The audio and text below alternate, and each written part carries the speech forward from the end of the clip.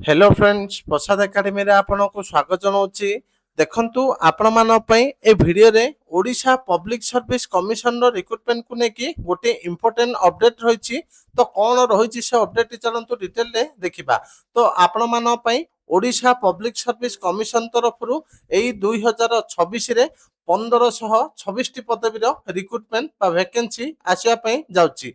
तो आमे ए वीडियो रे गोटे गोटे पोस्ट देखिबा जोटा कि को पोस्ट गुड़िक रही सहित तार केते लेखाएं वैकेंसी रही। तो चलतु डिटेल रे देखिबा। तो डिटेल रे देखिया पूर्व आपन गोटे छोटे इनफॉरमेशन दे देछि। तो जो माने भी ओ ट्रिपल एससी किंबा ओ डबल एससी रो एग्जाम पे मॉक टेस्ट चाहते आपण मानक बहुत कम मूल्य रे मॉक टेस्ट प्रोवाइड कर दछि। तो आपण माने प्ले स्टोर रो प्रसाद एकेडमी एप्लीकेशन को डाउनलोड करके मॉक टेस्ट को परचेस कर परिबे। ता सहित जो माने ओएसआईटी रो कंप्यूटर सर्टिफिकेट घरे रही के ऑनलाइन माध्यम रे करिया पे चाहउचंती एठी कांटेक्ट नंबर दे देछि, कांटेक्ट करि परिबे।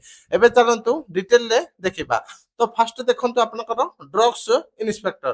तो ड्रग्स इंस्पेक्टर रो मोट 3टी पदवी आसिया पे जाउछि। तापर देखंतु असिस्टेंट डायरेक्टर्स। तो असिस्टेंट डायरेक्टर रो मोट गोटे पदवी आसिया पे जाउछि।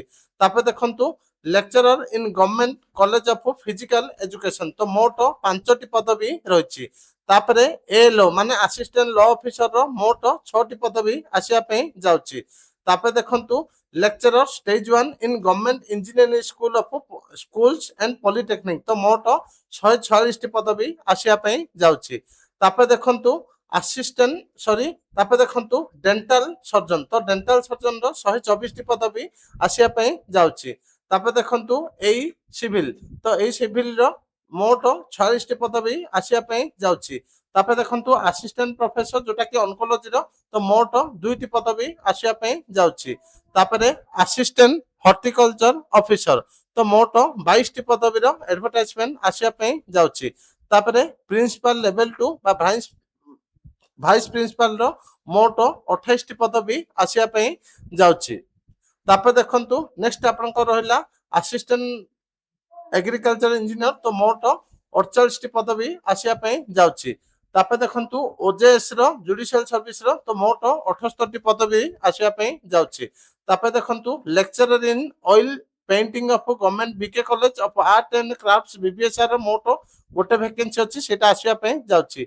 असिस्टेंट टाउन प्लानर रो मोट 19 टी पदवी आसिया पे जाउछि।